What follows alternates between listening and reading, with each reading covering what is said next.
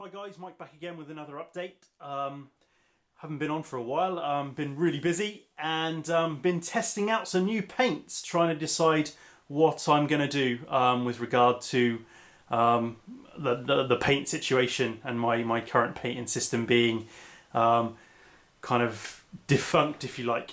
So, over the last sort of 10 days, couple of weeks, I've been testing out the new GW range, been having a look at the Vallejo model and game colour, and picked up a couple of the air colour as well, just to put through the airbrush to see. Also picked up a couple of the P3 paints, but I was sort of fairly sure I wasn't going to go with those anyway. It was kind of between the new Games Workshop colours and a new Vallejo colours. And my conclusion is that I've gone with the new GW colours, but I think I'm going to use some of the Vallejo model air colours through the airbrush, which I really like.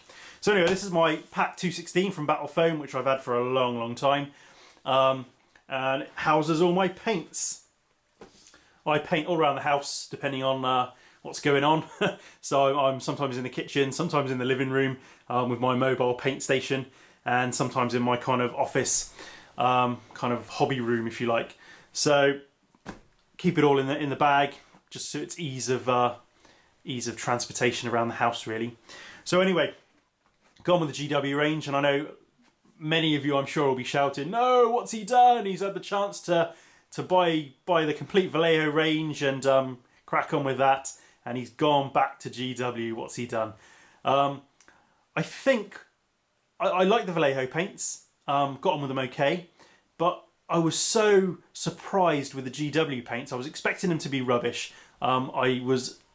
I don't know if upset is the right word. It might be too strong a word, but I'll say upset. I was upset that GW changed the paints, but having used the new GW paints, the only thing I'm upset about is the name changes, I think. I mean, all the colours are completely different. The colour comparison chart is absolutely useless. The colours do not match at all. But I think in my mind, in my head, to make me feel better about things, I'm just going to accept this as a completely new paint range, and embrace it and use it and experiment with it and get to know it and get to love it, I think, is what I'm going to do. But like I say, the name changes are odd to me. Some colours are fine and they're obvious, like Stegodon Scale Green. Okay, fair enough. That's going to be kind of a dark green colour. Abaddon Black, there we go, it's black. Celestra Grey, there we go, lovely light grey. And but then we get into the kind of other ones. What have we got that I didn't have a clue? XV88. I mean, you know, what is it? What is it? What is it? It is kind of brown. What have we got? Let's give it a shake. Kind of brown, I suppose, browny orange. But anyway, so some of the name choices are a bit odd, I find, but I think once I get used to the paints, I'm really liking them. So anyway, I picked up all of the base colours. There's a few gaps missing because they're on the paint table and I'm doing a bit of painting. Picked up all of the base colours, all of the new shades, so that's that, and then picked up all of the layers as well, all laid out in colour coded lines. You know, that's just me. That's my kind of OCD coming out there. And then I've got some of the old stuff here. Got me Forgeworld weathering powders, and I've got some of the old GW bits. Got the old red ink from back in the day, which I like to use on my Blood Angel gems. And I've got an old pot of the old chestnut ink, which is still going strong. So I still use that. So that's it. That's what I've gone for. Gone for the Games Workshop paints. I'm really impressed with them. Like I said, I think because I thought they were going to be rubbish, I was gearing myself up for them not to be very good. And having now used them, I've painted with them by brush, and I've done a bit of airbrushing with them, which I'll show you now. I really like them. The kind of bone of contention for me was like Devlin Mud. Devlin Mud was the be all and end all, and the equivalent, I can't remember what it's called, the Earth Shade, Agrax Earth Shade or something, is not the same. But it still gives fair effects. It's still does the job that I kind of want it to do. And I'll show you what I've been doing with it now. Okay, just to give you a bit of a rundown really of what I've been doing. I've started painting the Titan, and I've started with the metallic bits. Here we go. So just so you can see, this is with the new GW paints, and I'm liking it, to be honest. Liking the effects, liking the smoothness of it. My interior, just so you get the idea, the interior for the Titan is going to be metallic. Is going to be very weathered and worn, and obviously this thing's been walking about for 1,000 years. So whatever lovely paint job it had inside when it came out of the factory, it probably hasn't got now. So that was my kind of thinking in that. But so yeah, very metallic. So this is one or two side panels that go into the main body. And in these three recesses, you've got the weapon servitor goes in the middle, and there's a computer panel for one side, and then just some vents and piping in the other side. So as you can see, all metallic up, and then this is just overbrushing, bit of dry brushing, and washes basically, which I think give a really nice effect. Not quite finished yet, still very much work in production, but over a Chaos Black undercoat.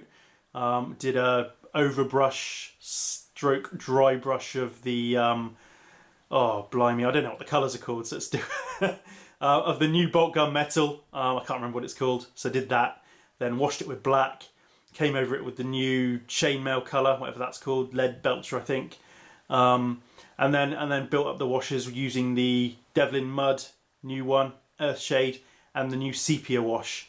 And I've used sepia there up on the pipes and cables up there to give them a kind of worn and aged look. So I'm pretty happy with that, to be honest, pretty happy. And again, this is an interior piece that you're not really going to be able to see once the model's built. So I'm not gonna go for gold on this and make it spectacularly fantastic. But I think it looks okay, and it's gonna suit the look of the model. So that's that. There's one of the cable bits that goes in one of those recesses. I'm not sure which way it goes up. That way, I think. And again, with the vents there, and the pipe and cabling there. So that's that one. And then we've got one of the computer panels, the keyboard there, and the screen. I'm not sure if I'm going to give the screen any details yet. Again, you're not going to be able to see it, so is there much point? So that's that. That's one of the screens. And then I've been doing a bit of work on the head as well. Again, heavily washed and brushed with the black wash and the Devlin Mud and the brown wash, to give it really kind of a worn and aged look. Started doing some work on the interior there. Sort of started bringing up the gauges and going to try and get some detail on those. And again, very much work in production. This is one sitting. And I've started doing his eyes as well, so just sort of grey lenses on there and a little red one there to make it kind of a bit different, and obviously the top carapace on top there. So that's that. Lastly, said I'd show you some airbrushing as well. Been started off on the main carapace. So this is what we got. So this is going to be black and yellow hazard stripes with the white in between the black and the yellow. Started off with a base black coat, a Chaos Black base coat, sorry, and then the Sunset base yellow colour, and then built it up with the two new yellow colours, which I don't know what they're called, sorry. And then I also airbrushed some of the yellow wash into the recesses, so just to give that a bit of shade in there. And then finally masked it all off, used some fine line masking tape, and then sprayed the white stripes, which have come out really, really nice. Used the base, the new base colour white, and based them off, and masked them off, and did the base white on there. So I'm going to remark when this is dry properly. I'm going to leave it a day out in the sun.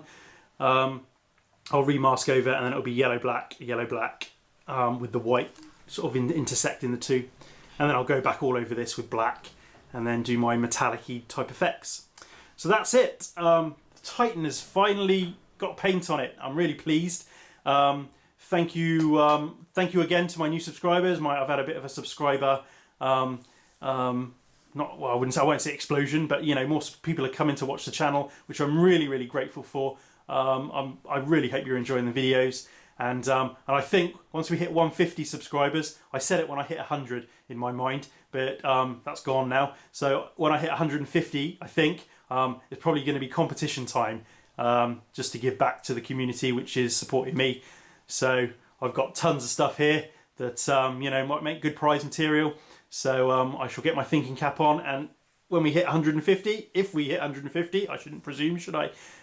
It will probably be competition time as well. Thank you for watching. Comments are always welcome. Have a good weekend, guys, and I'll catch you on the next one.